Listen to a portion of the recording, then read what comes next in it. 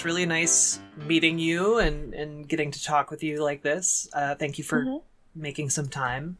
I'm curious about like a lot of what goes into like Tiny Makes Things. Like it seems like you found yourself like this really interesting niche, and I was hoping you could tell me a little bit more about that. Like, how does one get into making custom keycaps? That's not really something you encounter all the time. Right. Yeah. Well, I started off, the keycap making is kind of part of a bigger hobby. Like artisan keycaps are a smaller subset of what is like the mechanical keyboard hobby. And I got into that first, as sort of a, I got into it actually because I was like trying to talk to this boy, and that was like something that I knew he was interested in, and I used it as a way to like, you know, get a conversation started. But it turned out to be this like incredible hobby that kind of has consumed my life entirely. It's yeah, it's kind of crazy, but I think most people just don't really think about it as a hobby because they're like, oh, it's just keyboards, or people are very used to seeing what they see at work, like as a keyboard is just like a plain like black keyboard that's just kind of doesn't really have anything special about it. But there's actually like, now that there's actually a whole, like, you can have different formats, you can customize the keycap, the key sets like to be different colors, you can customize how it feels individually. There's a lot of actually practical needs to it, or practical needs that it fulfills in terms of like ergonomics, and not having to like press as hard, so people with repeated stress injury can benefit from mechanical keyboards. It's just one of those things that like I don't think people think about a lot, even though they might be working at a computer all day like for work, and they assume that like, oh yeah, mechanical keyboards are for people, I don't know, gamers or something. But it's actually a very like practical thing to have, and then you get to like customize it, which I think is something that draws in like a large majority of people who are in the hobbies. Like you can accessorize and customize your keyboard however you want to. And so I got into the hobby, and then I started collecting other people's keycaps. So I'm not the first person to make keycaps, like customized keycaps. There have been like many people before me who do this and have done it for a while. And I started out collecting other people's keycaps, and eventually getting to a point where it's like, it's actually hard to get keycaps, or the system is kind of, it's like its own world kind of thing, but a lot of makers will only make a certain amount of keycaps, and so you have to enter a raffle. And this is like the most common way I think people sell their keycaps. It's like a raffle form, and you know they only have a certain amount, so you know if more people enter than they have keycaps, then not everyone gets one, and that's actually like a pretty normal case. And so really, you just have to like get lucky. And I think it's like similar in certain other, not industries, but kind of hobbies. Like I think like streetwear is similar. There's like drops that happen, and you have to like either be really fast, or there's like a certain amount, like limited edition kind of things. And so these are all handmade. Like even the resin casted stuff is very, like you have to make your own molds. And even if you make molds, you still have to like sand it and like clean it off. And it's not just like it can be manufactured, I think, at a larger scale, but not at the detail of some of the artisan keycaps that you see. So yeah, not like an artisanal level, handmade level. Yeah. And so, and I think the hobby itself is like I would say like more male dominated, or like it caters to that audience a little bit more because of its, I think a lot of gamers use it. And so also that audience is very, less, there's not a lot of, I guess, like girls in that world. How do you deal with that? As many as there are. So then that means like all the art, like all the keycaps that were made were kind of like things like robots and skulls and like kind of like cool stuff, but there wasn't a lot of cute things. And I think it's just like girls tend to like more cuter stuff in general. But so I was like, I want to make my own keycaps that are cuter. And I also was just like wanting to explore the medium a little bit because I thought it was just like a side hobby kind of thing. And I had just started working full time, and I kind of felt like, yeah, I like wanted to do something productive with my life, because I would just go to work and come home and like play video games or watch TV. And I was like, I'm bored. Like I want to do something. Right. And so I started making keycaps. So I actually I do resin casted keycaps, and that way you sculpt and you make a mold of it, and then you resin cast it, which is like a liquid that turns into a plastic after you mix it. And so Okay. That's probably the primary method that a lot of people use. But I started doing like clay keycaps. So I would sculpt clay on top of the keycap, and then kind of like bake the whole thing and finish it off with like a finishing layer. And that was sort of, and it's still not a very popular method because of the time it takes for each individual keycap, because you have to hand make each one. But I I just did it because I was like, oh, I can put a little bit more color. Like color is kind of hard to do with resin. It's not hard, but it's, if you want to do really intricate details, you basically have to take like a needle and like get a tiny drop of resin and fill it in to a certain part of the mold. And because like it's a liquid, there are some restrictions that you can have with like coloring. And so I was like, oh, I can get a lot of detail with like clay. And so I started just doing, and I wanted to perfect like my sculpting technique. So I just did a bunch of like sculpted clay keycaps when I started. And that's how I kind of got into the scene. And eventually I started doing commissions for people. And then I do both kind of now. I do have more resin casted keycaps because it's much easier to make at a mass scale, and I can design once and kind of just like do different colors, and it's a lot easier to produce more of. But I still take commissions as a kind of like, it's still fun to do, and there's not a lot of people doing custom commissions, so I feel like there's still a need or a demand for that. And I have a really great time because I stream the process generally on Twitch, and people, if you commission a cap, you can watch me stream your keycap, or you can watch like the process of me making it, and then I get to interact with people and just kind of just like hang out while I make art, and introduce people to keycaps who might not have heard of it otherwise, who come across my stream. And now I'm kind of just like, I really like sharing about keycaps in general and keyboards as like a bigger hobby, because I think it's just a really cool hobby and a very practical one. You know, like I can tell people to buy, you know, like you can get into other hobbies that are, I would say, not as practical, like just collecting things that just sit around. But this you can actually use, and something that you actually probably see pretty daily if you work at a computer.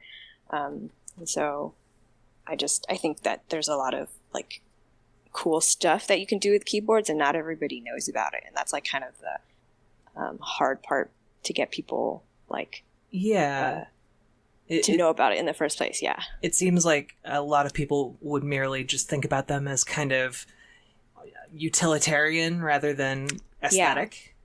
Yeah. Right. And so getting them to shift their perspective must be a little bit difficult.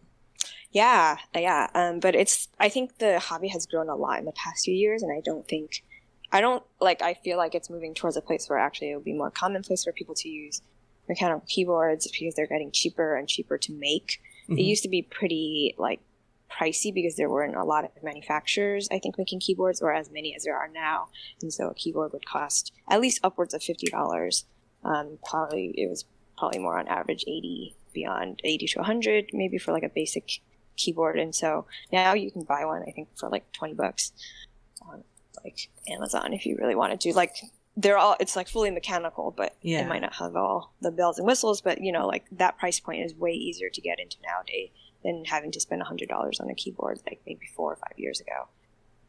And seeing a lot more like I think it's still a very like gamer-esque thing, at least from what I've seen. Like a lot of people associate with being like a gamer. Mm-hmm. And even the gamer keyboards are still not as like I think a lot of people from the hobby would associate like kind of the gamer keyboards as kind of like the newbie keyboards, like, oh, it's like what you used to get into the hobby, but like it's not like a true mechanical keyboard because it's just like whatever like just like gamers use, right? And so I think there's actually been a movement of like more mechanical, like keyboard specific. It's kind of hard to explain, like not higher end keyboards, but just less of the gamer aesthetic. And I assume a gamer aesthetic meaning like just all black and like RGB lights, you know, like there's more of a like mechanical keyboard hobbyist moving into like the gamer sphere, and people are finding out that there's more than just like RGB and like cool looking lights, but you can, you know, deck it out in like different colors and stuff like that. And so I'm seeing a lot of, I think, like gamers who have gotten into mechanical keyboards that are like nicer or like more luxury even, and it's been cool seeing that, because it's just like nice when people discover things that they like and are actually like beneficial to them. I totally see where you're coming from. And have you noticed like how long have you been doing this? I've been doing this probably for a little bit more than almost 4 years now, I think. Okay. Yeah. Have you noticed like kind of a shift in the culture while you've been doing that? Yeah, I mean it's grown at least like 4 or 5 times like the size it was, the hobby in general, since I first started doing this. There's a lot more keycap makers out there too. In the past couple years, like making keycaps used to be a lot harder because there weren't any like tools specifically made for keycap making, and you kind of just have to make do with what you like, just kind of going about it in like old school kind of way. But now there's actually specifically made like platforms that people can sculpt things, like sculpt keycaps on, and the platform is useful to help you make a mold. So there have been people who have developed like and also like 3D printed platforms that can help you make the molds better or the easier or more customized. And so now it's a lot like, I think that to get into making keycaps has been easier. So there's a lot more makers who have been doing it. And like you kind of see them popping up all over the place versus like, 3 years ago, like there's only like, you can count them, like, yeah, you can kind of know all the makers, but now there's just like a lot more because the hobby itself has grown. So the audience, people who want to buy keycaps, has grown. There's a lot of, it's a very specific to like, more of like the world, like on Twitter and stuff, where I see people. So there's a keyboard company called Ducky, which is more or less was like more of a mechanical keyboard company than it was like, oh, we're like a gaming keyboard. Kind of less known in the gaming world. But now I think they sponsored Tifu, who's this like big Fortnite player. Yeah. And so he like just himself like posting his keyboard has gotten like a lot of people, like now people know about Ducky. And, years ago people didn't. I think like the popular keyboards in the gaming industry were like Razer, Corsair, like Logitech. And like nobody heard about Ducky. But now it's actually something that people know about because this guy like has posted about it, and a lot of people have found out through him, which is like kind of crazy because like Ducky used to be like a mechanical keyboard company, just like specific for the enthusiasts, but now it's like more mainstream. I've actually heard of them before. I kind of think of them as like the aesthetic mechanical keyboard company, right? Because they have made some, like they have a Frozen Llama keyboard that is like doesn't look like your typical like black with RGB. They actually made it like, I think they made it sort of to complement like Fortnite kind of like bright colors. They have like purple and teal and like light blue, and so the whole keyboard looks like that. And that is actually something that doesn't happen like often or at all with companies. Like Corsair doesn't release like blue keyboards. Like all their keyboards look pretty standard, like black or like aluminum, kind of like cool looking. So it's been awesome to see that. And there are a lot of like YouTubers who have gotten into or like reviewing kind of keyboard stuff that are not specifically mechanical keyboard like YouTubers. So there are people who only do mechanical keyboard stuff, but I think they're just more like techie reviewers. And like Random Frank P, which is a really big tech, I think, reviewer on YouTube.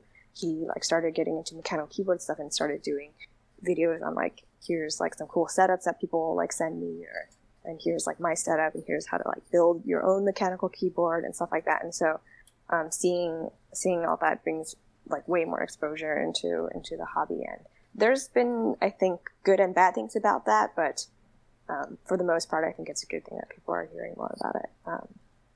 So I forget if you mentioned this, do you have a background in like pottery or sculpting that got you into this? Don't. Oh, okay. No, yeah. So I have actually, I graduated with a computer science degree, and I worked full-time as a software engineer, and then I was doing this on the side as a hobby, and eventually I actually quit my job almost 2 years ago now to do this like full-time, to just make keycaps. I don't have like an art background, but I think I've always been sort of creative or artsy in that way. I actually really enjoyed my ceramics, like pottery class in high school, but I never pursued art as like an official degree or anything. But I always, like, I was working also in like front end web development, so I really like to play around with like more like the visual part of it. I think I've always been creative, but yeah, I don't have a formal training or anything. That's really cool.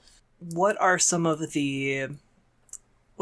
things you take into account when you're like coming up with a design or something that you really like to implement in your designs? Like what, I guess a little bit more about like the craft that goes into these, because I don't think a lot of people, like, again, I think this is kind of a niche, for sure, niche thing that people would be curious about. It really depends. Well, oftentimes I think, as a lot of creators and like kind of artists do, have a lot of ideas floating around. Like at any one time, I think I just have a bunch, like just a list of keycaps that I want to make, but not enough time to like fully execute. I don't really know. It's hard to say like what, there's certain things I do want to make on a keycap, but sometimes it's just like some random meme that pops up on the internet, and I'm like, oh, it'd be cool to see that as a keycap. And then I would make it, and then it's like, I just like incorporate it into one of my designs. Sometimes I'll work on like popular culture, like kind of or things from movies or games that I like, and I will try to imagine it as a keycap. I think the restrictions that you have as a like when you're sculpting on a keycap or when you're designing around a keycap, is the shape of the keycap, right? It's like a cube almost, and so you can't have, or you can have certain things that are like round, but you have to be wary about how it interacts with the things around it, and you have to leave space so that it doesn't stick out too much or like bump up against the case of the keyboard or the other keys. And like I don't like a design if it's just something that's sitting atop of a key, like cap, like because anyone could just buy like a miniature or something and just glue it on top of a keycap, and that would be like that would be the same thing. I really try and think about how to incorporate like the keycap as the object that I'm making, and to use like the properties of the keycap to kind of play around with that. I don't know if I answered. No, yeah. No, you're doing a really good job. Okay. Yeah. I kind of just, I just play around with different ideas, like just whatever I see, I kind of find inspiration, and just like, even just like browsing things, sometimes I'll find cute stuff and I'm like, oh, this would be like, I can imagine something like this as keycap or whatever, and I'll like kind of like just note it down for inspiration. Yeah, if I could, I would release a lot of different designs. I just don't have, I'm only one person, so I only have time to do one thing at a time. So yeah. I guess what are your thoughts on like 3D printing? You mentioned that briefly before. Is that like something that, is it like almost like a cool opportunity, or is it kind of like a threat to like artisanal making, or does it not really matter? I think so. It used to be a little bit from what I saw, kind of looked down upon in the very beginning, when artisanal like keycaps were just like, oh, you have to like hand make everything. And when people would 3D print, especially back then, I think 3D printing was not as precise as it was like right now, because you could definitely tell it was 3D printed without the lines and stuff. And I think now there are some really like nice, even like you can buy it from your home, like really fine printing that doesn't seem like it's 3D printed as much. And I actually think that there's a lot of maybe cool opportunities that 3D printing allows for keycap making. Not in a sense where, one, you can 3D print stuff that can make you help make keycaps. So I use 3D printed like platforms to help me make molds, and without that, it would be a really hard process. But at the same time, I think people who are 3D printing keycaps, which is a totally viable thing, and there's a lot more people doing it now, like 3D print and painting them, is actually, I mean, it's not a threat, but I just think it's another way to make keycaps, right? And it's no less than, like, you still have to sculpt 3D like in digital format. Right. It's like kind of, you still have to do that digitally, and it's still an art form to know how to sculpt something in that format. And you can actually achieve a lot, I think, that you might not be able to achieve in kind of like sculpting at the level if you do 3D printing. So for example, maybe you could sculpt something like in a bigger scale and then scan it and then like shrink it and then 3D print part of that on something, or use that to print something that you can use in your mold or something. So there's like, I think there's a lot of like opportunities to benefit from 3D printing. And I don't think it's actually been cool to see the 3D printed stuff. It's a lot more, I would say, professional looking for certain things. Like certain things you can't, it's hard to sculpt. Like, I think people will request things like, make like a stormtrooper mask. A lot of like Darth Vader mask or anything that's like a Gundam, like, which is like robot like mask, is kind of hard to do in clay. Like, I'm sure you could smooth it out, but to get like exact angles to be like, especially since a mask is like symmetrical, that's kind of hard to do, I think, in clay, or at least I have a hard time with that, to get really clean lines. And so 3D printing actually would like be really perfect for stuff like that. And people have printed things like that, like masks and kind of like things that look really cool, like that are based off of characters that are really detailed from certain games and things like that, or like cubes, because then like the edges are really hard to get an exact and like perfect straight line if you're just doing it with clay. Okay. Yeah, that's all really interesting stuff. So you mentioned briefly that you started streaming your creation process. Why did you decide to do that, and how has the reception been, and all of that stuff? Yeah. So actually, I streamed to begin with to actually get myself on a consistent schedule to make stuff, because when I first started making keycaps, it was kind of like really random.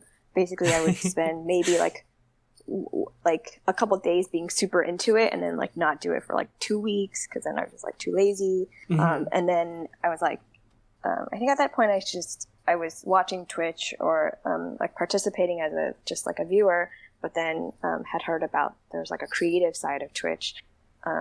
It used to be called Twitch Creative, but that technically doesn't exist anymore. But it's like, yeah, stuff that's not just gaming. And I found this kind of like, it's pretty small still compared to the gaming side of Twitch, but it's been really cool to see. Like, there's just all kinds of art there, like woodworking and like glass making or glass blowing, and people who make like leather works, and just like all kinds of art. And it's been really cool for me to see that. And I was like, hey, like if I stream, at least I can, even if I don't ever have an audience, at least it'll force me to be like, I have to stream for this amount of time at this scheduled time. Yeah, so, kind of holding yourself accountable. Yeah. And so, I started doing that, and it's fun, because then it's like, I'm not bored while I'm, sculpting by myself, like in my room or whatever. Like, I have people, and we kind of just chat about whatever. And it's kind of grown into its own thing, because, at some point I was, I think it's, been really fun to kind of create this space where you're like, well, people can come and hang out, and I can just like, I really care about like interaction. And I think that's something that Twitch, obviously, like being a live platform, you want to focus on, or that it kind of excels in, and what it kind of is meant for, like live interaction. And I think Twitch actually offers a lot of cool things that you can do, that you can't get, like, it won't happen in any other format, like just watching YouTube videos. or like reading a guide, right? I can answer questions immediately, and like I've kind of just built up this community where I can have fun and be myself.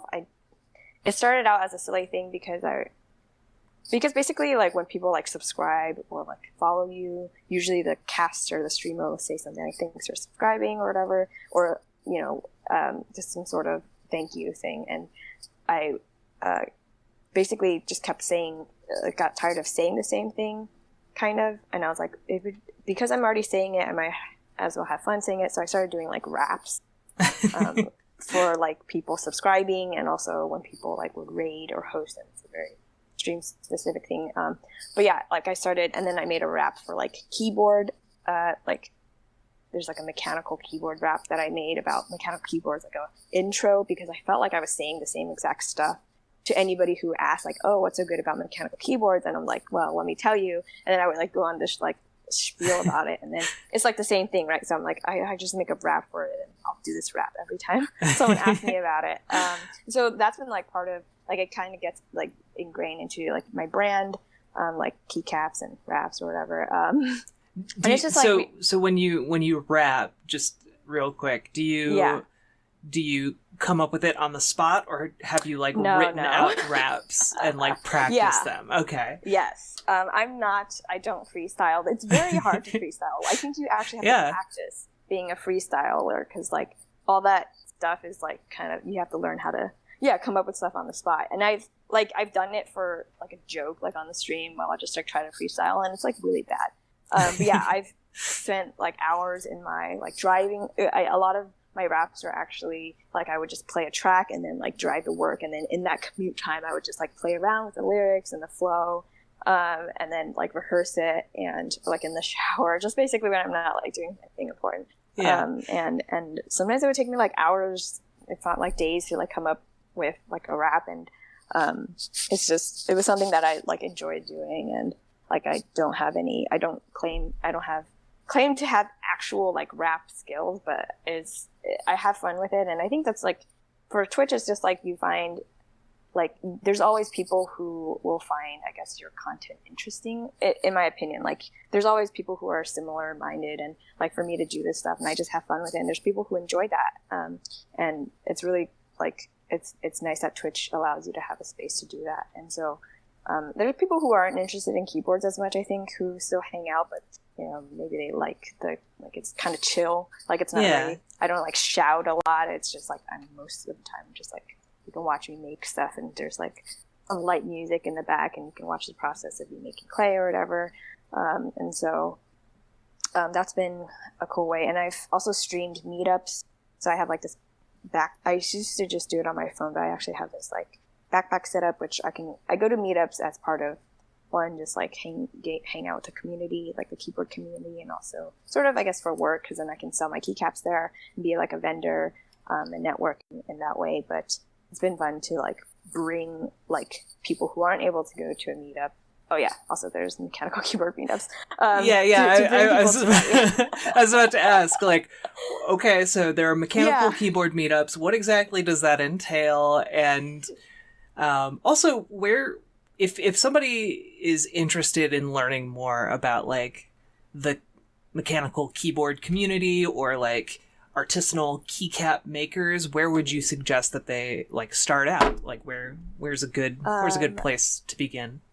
The subreddit is a great place. There's just a subreddit called Mechanical Keyboards. It's probably by far the biggest like forum for keyboard stuff, mechanical keyboard things. There's other like there's specific forums for mechanical keyboard, but I think Reddit is the most noob friendly.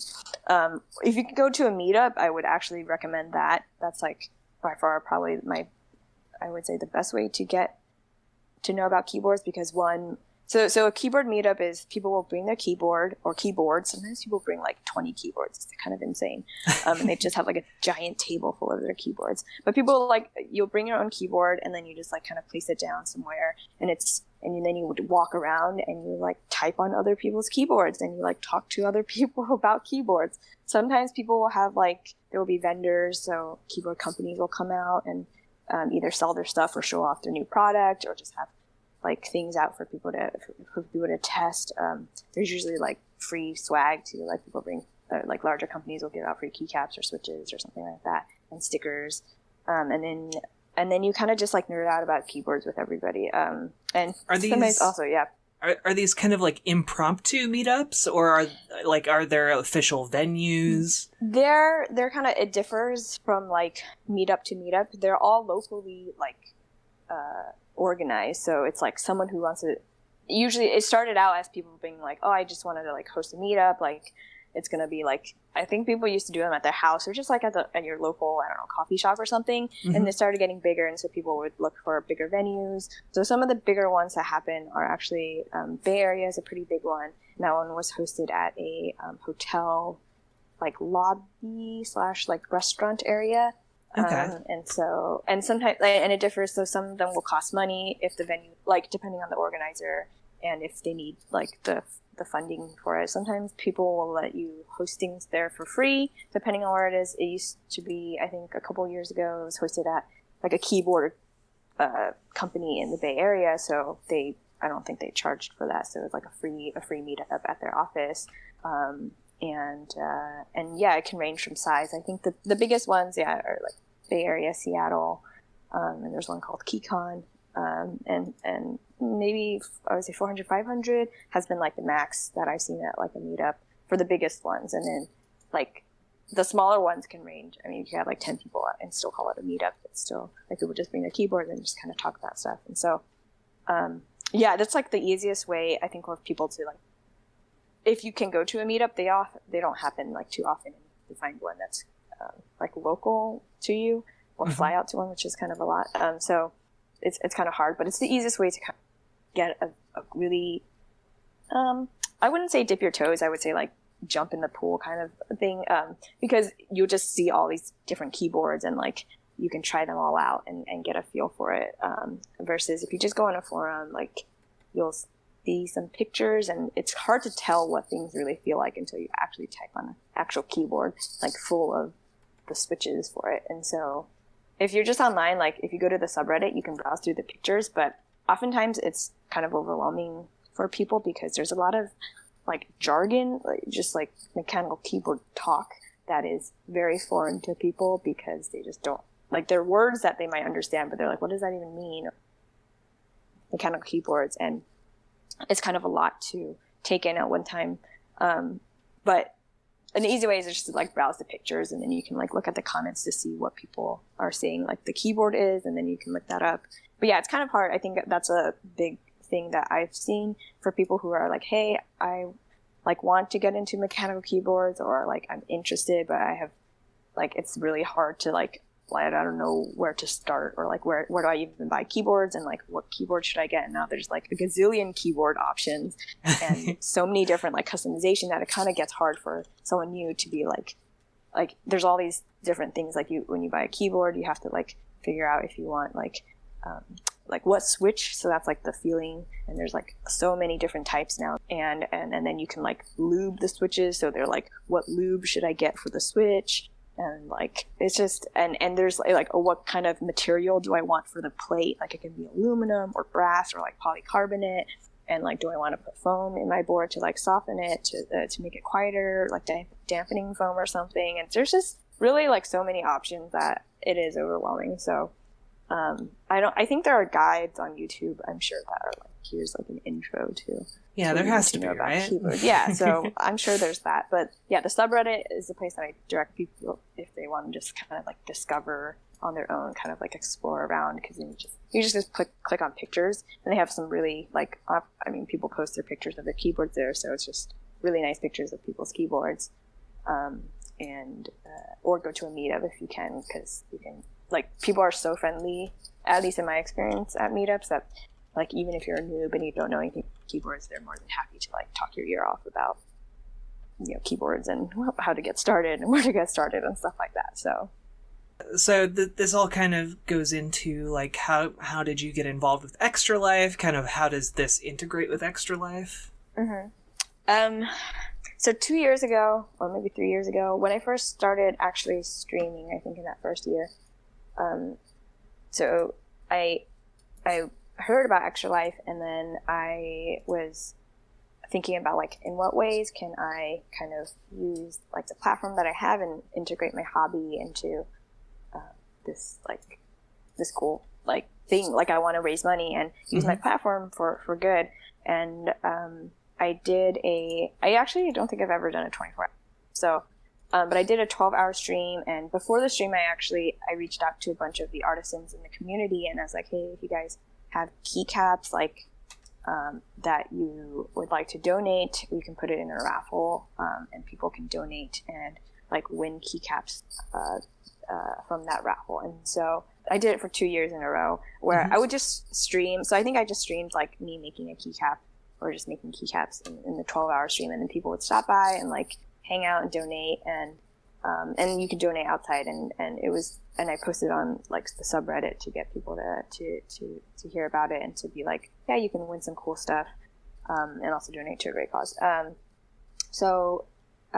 I think both years we get close to 5,000 for like money raised, and it was really cool to see the community come together for something like this. And this year, I think, so I didn't do it this past year because of I was like traveling and I didn't have time to organize it. And at this point, I don't even know if I can contact everybody. But it was a lot easier to contact everybody years ago, because then I actually knew everybody. But now there's so much more. But yeah, like I just wanted to kind of use keycaps to raise money, because as someone who sells keycaps, I know that there's people who have a lot of money to like spend on keycaps, and like I mean there's far greater things you can spend your money on. So and I think some keyboard people did Extra Life this year too, which is interesting, because I think they did keyboard build, and like I think the second year, instead of I think the first year I invited people to come and we played like Jackbox games, like other artisans. And the second year I was like, hey, and I kind of just reached out to the community as a whole and had some artisan makers come out, and we played games together. So like we would play like Rocket League and a couple other games to kind of just also incorporate like the gaming aspect of it, and getting people involved. Because I think people would come out to, it's kind of interesting because like, celebrities is kind of like a big word, but if you're like a maker, you're known in the community.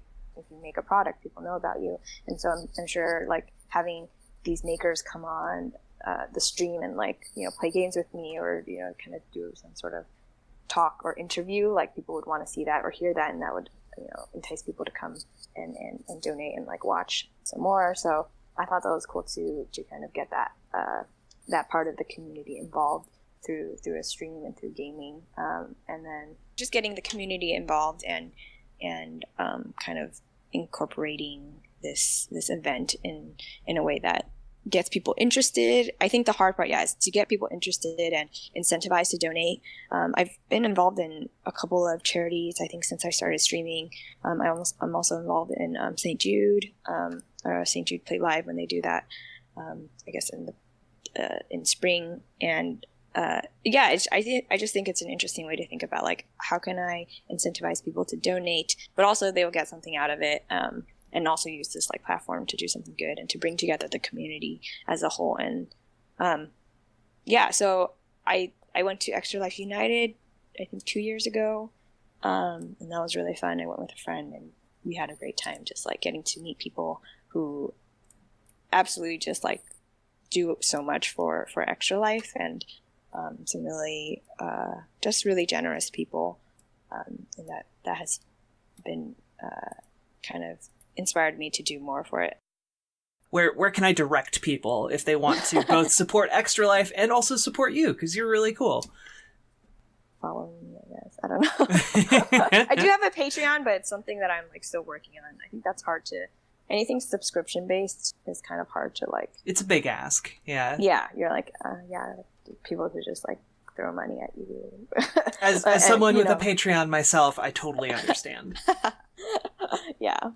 What about you? Where are the things you would, aside from like maybe your Patreon, which you're not ready to share, where would you like people to go if they're interested in learning more about the things that you make? You can, my website, I guess, is probably It's just tinymakesthings.com, or Tinycaps, I think, also redirects to TinyMakesThings. And that has all like information about how to buy my keycaps, like commission info, frequently asked questions, and I have like my stream, I think, is linked on there too. Yeah. And Instagram. So everything is on my website. And like all my social media is pretty much TinyMakesThings. So if you want to follow me on any of those, that's where I'll be, except for Twitch, which is just tiny. But yeah. Okay. I don't think I have anything else for you. If you have anything else you want to plug or mention, feel free. No, that's no. Okay. Yeah, I'm pretty, yeah. I appreciate it so much. I know this went a little bit longer than I was kind of predicting, so thank you very much. I appreciate it. No problem. I think I talk a lot, so. Well, no, that's actually good in an interview, though. I suppose that's true. Yeah, thank you for your time, though, and for doing this. No problem.